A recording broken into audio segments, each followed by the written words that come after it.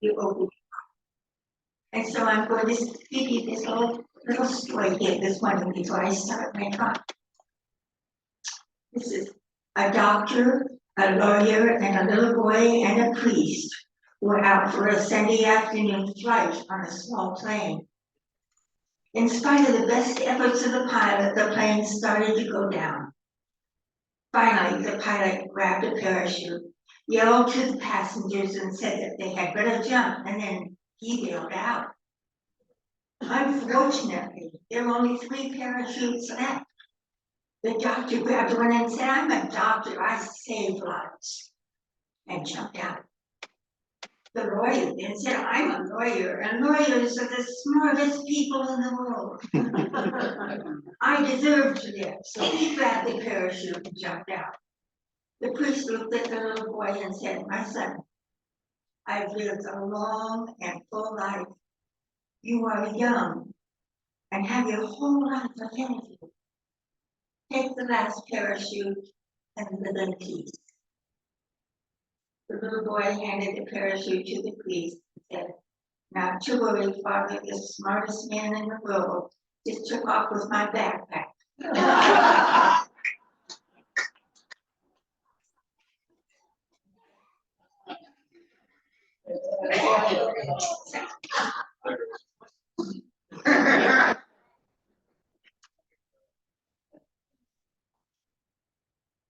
I am sure that you have noticed our world is in chaos.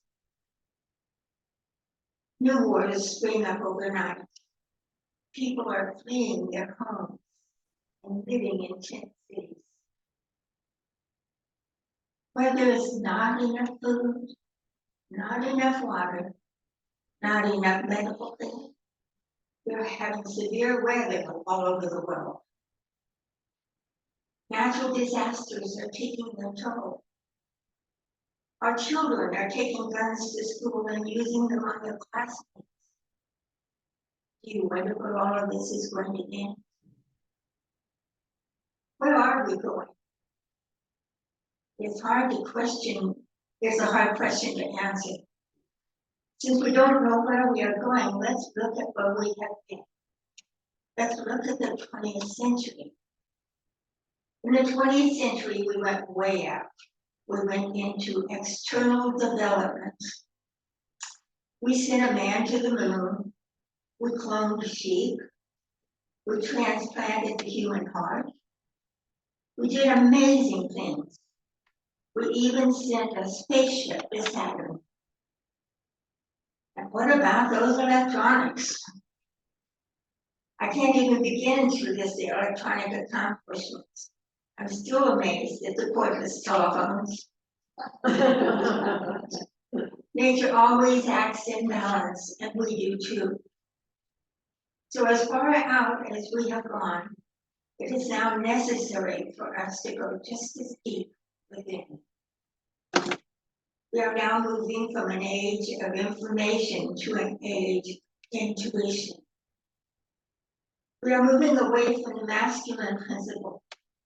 This has nothing to do with gender because we all have both energies. We are moving into the masculine energy which moves out into the world,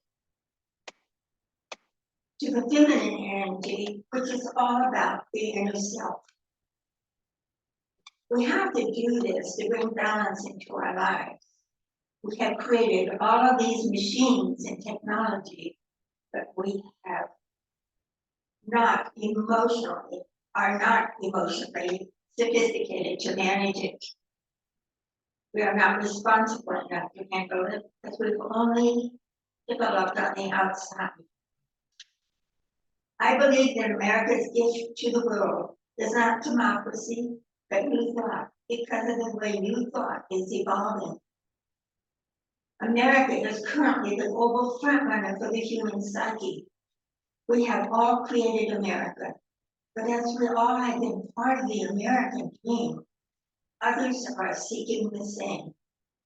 People in the Middle East are wearing baseball caps and drinking Coke and dancing our dances to their music. They just want to have what we have. Just look at the thousands of people that have walked thousands of miles to try to be part of America. We are in the process of leaving the American dream behind and waking up. It is time to start the American reawakening by awakening to our spiritual magnificence. So what is the path to awakening to spiritual magnificence? By maybe moving to the masculine, away from the masculine science and to the feminine intuition. Our part in this is to understand what New Thought teaches, and then move it to our heart and live it. We move from talking about it and knowing it to embodying what we know and living it. We need to move from our head to our heart, the longest journey we can ever take. We don't have to go out and sell our beliefs. We just have to let others see who we are. When we know who we are, we can see others as the same magnificent beings. The more we can get connected and live authentically, the more we can do that for others. Here is the truth with a capital T. We can only see in other people what we recognize in ourselves. Just as what we hate in others is what we fear in ourselves. We actually only admire in others what we admire about ourselves. Let's look at how we can make the transition from the outer to the inner, from the masculine to the feminine. Form to fluidity. We are going to create these new templates for the 21st century. In the 20th century, we had the civil rights movement, where we had to make everyone equal on the outside because there was segregation. You may believe that there is or is not segregation now. There is obviously less than there used to be. In the 20th century, we segregated on the outside. We segregated people by their race and the color of their skin. Now we seem to be segregating on the inside. We are fighting beliefs. Some countries do not want their girls to be educated.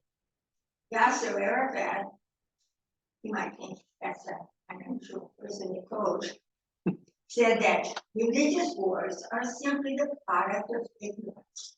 They are ridiculous because people are saying my imaginary friend is better than your imaginary friend. It is funny, but it isn't funny.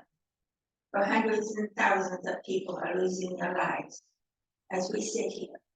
There is a bomb going off somewhere. It's not funny, but it is absurd and it is real. What we are going to do about it, we have to have a plan. There are some ideas. We don't have solutions yet. Just ideas.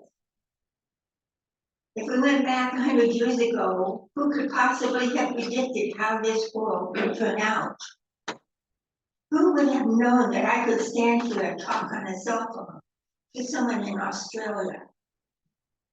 Who could have predicted the changes computers have made in our world? But I believe that we have learned to do virtually on a computer. We can do within ourselves. People created computers. The computer came from human consciousness. Computers have created a virtual reflection of what we are capable of within ourselves.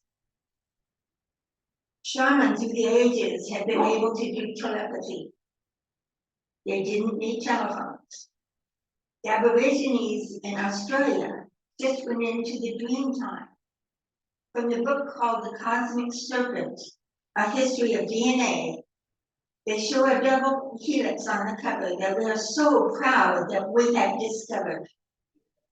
But guess what? In ancient caves all over the world, South America, Australia, Africa, and Europe, there are carvings on the walls of this cosmic blue serpent.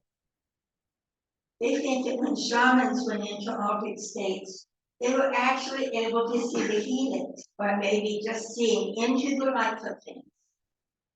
We can develop these same abilities. As no one could predict 100 years ago our accomplishments now, there is truly no way that we can predict 100 years from now. But I do believe that we can try to point ourselves in the right direction. Where we start makes a difference as to where we end up. We need to start with our children. These are the most brilliant children I have ever seen, right from birth. There's a big change in what happened. I was a foster mother for 10 years. I had 38 children. And I'm telling you, they were babies, but then towards the end of the time that I was taking care of them, I could see the difference in them. They're getting much smarter. People blame it on the vitamins that mothers take and things like that, but that's not necessarily all of it. They're called the indigo children now. And it's a fascinating book to read, really is. So we need in our education to teach our children emotional intelligence by teaching spiritual fitness. Teach nonviolent communication. Teach spiritual values and how to live them. Teach diversity. Teach geography. Let our children know about other countries and other ways of life. Religion is when we have someone else's experience of God. And spirituality is when we have our own experience of God. Younger people are already doing this. They are interested in coming to churches, but they are spiritual people. So that part's working. I believe there are many versions of God as there are people. We need to focus on common spiritual values, not how they worship the God. I bet you there is no two people in the world that has the same understanding of God. It's a very unique thing. You notice all of these ideas start with our children, our future. Right now, we can make a difference. So how can you make a difference and awaken your spiritual magnificence? Is to just realize the gift that you have. As you see it in me, I see it in you. We are all one. There is only one. There can't be two. We are God's, all of us. We are the doorway through which God enters the universe. Just take that with you and remember.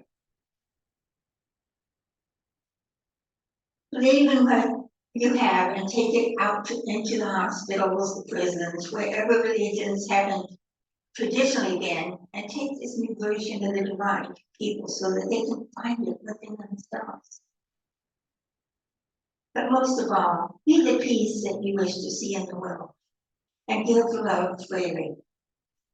A silent namaste and a smile as you catch someone's eye makes a difference. You can even do it to the drivers of the cars that are passing you. Just in your own mind, start loving. You have the key to awakening humanity to its spiritual magnificence. Find your key and use it. This is the lesson for today. Let it be your way.